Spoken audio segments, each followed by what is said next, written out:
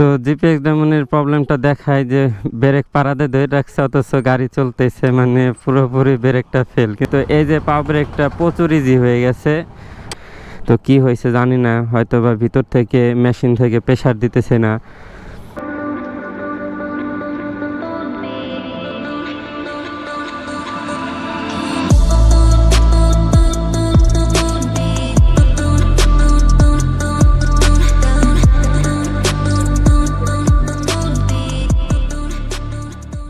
Hey everyone, this is your host Shaima Metsubo and welcome to my YouTube channel SK Vlogs. I hope guys আপনারা সবাই ভালো আছেন এবং আমিও ভালো আছি। আর আজকে 25 রোজা চলতেছে and by the way after a long time দুইটা গাড়ি নিয়ে একসাথে বের হইছি।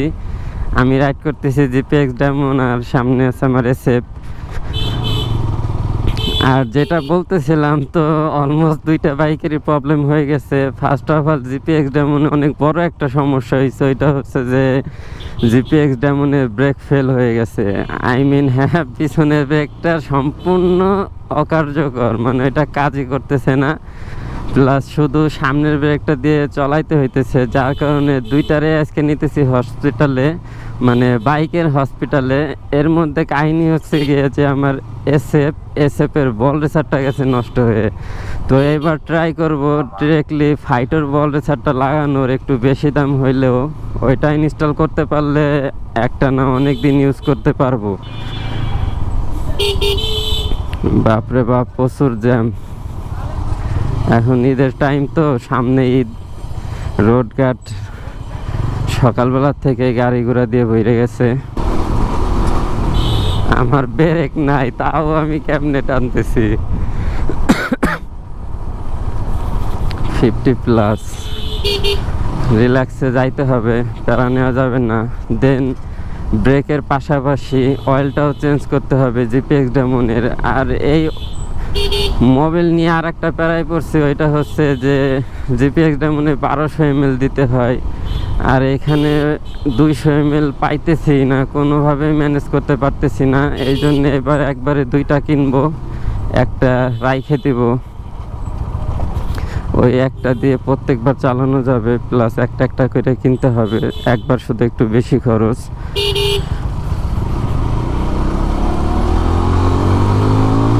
ওরে ভাই, সাউন্ড হলারে মারাত্মক।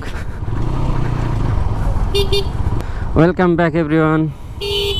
অ্যান্ড যেটা বলতেছিলাম আর কি, মানে কোন দিক তাকায় যে গাড়ি চলাই বুঝতে পারি না। যাই হোক, তো এতদিন সবাই জানেন যে তেলের একটা ক্রাইসিস চলতেছিল, এখনও আছে, নাই তা না।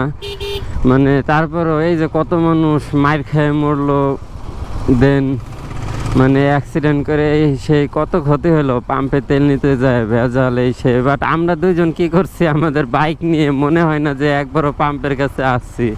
আমাদের কিন্তু কোনো স্টকও ছিল না, মানে বলতে গেলে বাইক বেরই করি নেই। একে তো বাসায় একটু কাজবাজ ছিল, যার কারণে বের হওয়া হয় নাই। এই জন্য আপনারা একটু লেটে ভিডিও সব পাইছেন। বাইরে ভাই কই যাব, যে নেই যাই নেই জ্যাম।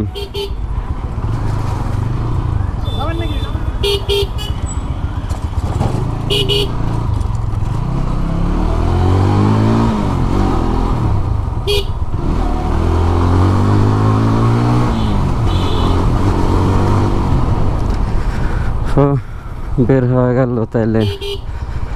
অ্যান্ড যেটা বলতেছিলাম, তো এত তেলের মারামারি এত কিছু চলার পরে ফাইনালি এখন কি হইলো, ঈদের আগে এসে কালকে পোস্টে দেখতেছি, মানে কাল থেকে ফেসবুক পোস্টে দেখতেছি সব নিউজ চ্যানেলে যে তেলের যে রেশনিং পদ্ধতিটা ছিল এগুলো উঠাই নিছে। আগের মতো আবারও তেল পাওয়া যাবে, প্লাস দামটাও বাড়ে নাই, আগে যা ছিল তাই আছে শুনতেছি। তো আমরা তো ভাই খুশি, কারণ আমরা ওইভাবে তেলের স্টক করছি না, তেল ভরতে গেছি, ভেজাল করছি, মারামারি করছি, 100 টাকা তেল নেবো, এই করবো এই করবো, কোনো কিছুর যাই ঝামেলা নাই। জাস্ট এই যে এখন ঈদের আগে তেল পাইলেই হয়েছে, এখন তেলও পাই যাব, ঈদে বিন্দাস ঘোরাঘুরিও করা যাবে। যাইতেন দেখি যে বাইকে কি প্রবলেম হয়েছে, প্রবলেমটা ধরা যায় কি না। আর হ্যাঁ, আর একটা বিষয় গাইস, মানে ডেমনের একটা জিনিস ভালো লাগলো না, যে এই যে আমার ইন্ডিকেটারের উপরে প্লাস্টিকটা খুলে পড়ে গেছে। মোটামুটি যত জায়গায় টেস্টারের নাটগুলো আছে সব নাট অটোমেটিকলি লুজ হয়ে গেছে। এটা মানে কোন কারণে হয়েছে বুঝতেছি না। এখন কি এটা গাড়ির দোষ দিব না রোড গার্ডের দোষ দিব? কারণ ফরিদপুরের রোড গার্ড তো কম বেশি সবাই জানেন যে কি অবস্থা, একটু জায়গা ভালো নাই, সব জায়গায় রোড গার্ডই ভাঙাচোরা। হয়তো বা রোড গার্ডের দোষেই হয়েছে। তো যাই হোক, সার্ভিস সেন্টারে যাই, দেন আপনাদের সাথে ভিডিওতে ব্যাক করব। Welcome back everyone.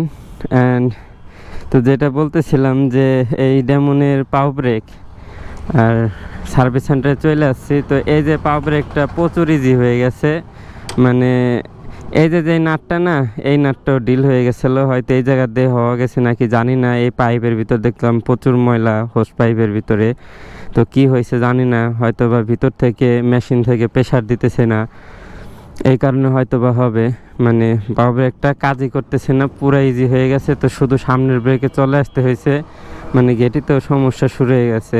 আর এই যে দেখেন, এই জায়গার প্লাস্টিকটাও পড়ে গেছে, মানে এই স্ক্রু জাতীয় নাটগুলো সব লুজ হয়ে যাইতে অটোমেটিক। এই সব হয়েছিল আমাদের ফরিদপুরের রোড গার্ডের কারণে। অ্যান্ড তাও যদি আপনাদের দেখার লাগে আমি দেখাই জিনিসটা।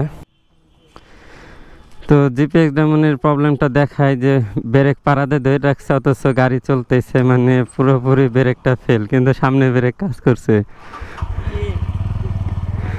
তো মূলত কি সমস্যা হয়েছে বুঝতেছি না। ওয়াশ টোয়াশ করাইতে হবে, হোস পাইপ, হয়তো বা হোস পাইপ চেঞ্জও করতে হয়। মানে আশা করতেছি যে বড় কোনো সমস্যা না হোক, বড় কোনো।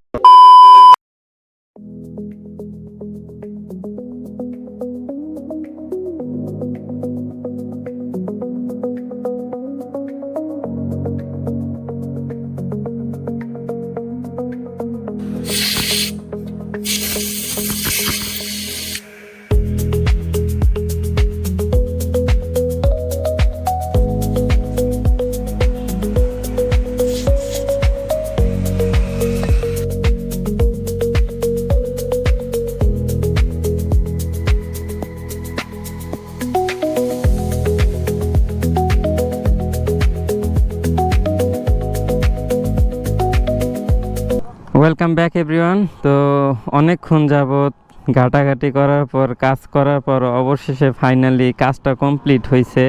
অ্যান্ড টেস্ট ড্রাইভ দেওয়ার পর ভাই পিছনে অনেক ধকল গেছে। ফার্স্ট অফ অল বলি যে এই মাস্টার সিলিন্ডারে, মানে রিয়ার যে মাস্টার সিলিন্ডারটা, এটা একটা বকেট জাতীয় কিছু থাকে নিচ থেকে, যেটা মূলত পাম্প করে হাওয়াটা দেয়, প্রেশার দেয়। ওই জিনিসটাই মূলত জং ধইরা নিচ থেকে ক্ষয় হয়ে গেছে, ময়লা ঢুকে। জানি না, আল্লাহ জানে ওইটা কীভাবে হয়েছে। সাধারণত যেমন আমার এসএফ আমি বহুত দিন যাবত রাইড করতেছি, আজকে 2 বছর প্লাস, একবার ওইটাই সমস্যা হয় না। বাট এটাই 1-1.5 বছরে যে এমন সমস্যা হবে মানে ভাবি নেই। তো যাই হোক, একটা টেস্ট ড্রাইভ দেই, দেখি যে আসলে ব্রেক কতটা কেমন কি কাজ করতেছে। অ্যান্ড মোবাইলটাও চেঞ্জ করা হয়ে গেছে, মাত্র 1 কিলোমিটার চালানো হয়েছে মোবাইল চেঞ্জ করার পর, মানে শুধু টেস্ট দেওয়া হয়েছে গাড়িটা, আর কিছু না। অ্যান্ড ফাইনালি আমি একটা টেস্ট দিতেছি, দেখি। হ্যাঁ, ব্রেক কাজ করতেছে, বাট খুব কম, মানে একটু ঘষা হয়েছে তো। তাছাড়া ওভারঅল সব ঠিক আছে। অ্যান্ড সামনেরটা তো মূলত হয়েছে কি, ওই বকেটটা চেঞ্জ করে ফেলাইতাম, বাট ওইটা পাওয়া যাইতেছে না এখন। এই যে সমস্যাটা হয়েছে, এই সমস্যাটা সাধারণত সব গাড়ির হয় না, মানে আমি খুব কম পাই যে কোনো গাড়ির মাস্টার সিলিন্ডারের বকেটে সমস্যা হয়েছে, এটা কম পাই। হয়তো এখন দেখা গেছে সামনে নেক্সটে হয় পুরো মাস্টার সিলিন্ডারটাই চেঞ্জ করতে হবে, আর না হয় ওই বকেটটা চেঞ্জ করতে হবে। এখন বকেটের দাম কেমন কি নিবে জানি না, মানে রিয়ার মাস্টার সিলিন্ডার বকেট বলে যেটা, ওইটা ভিডিও আছে, আপনাদেরকে দেখাই দিব যে আসলে কতটা পরিমাণ ক্ষয় হয়েছে, এটা বলার মতো না।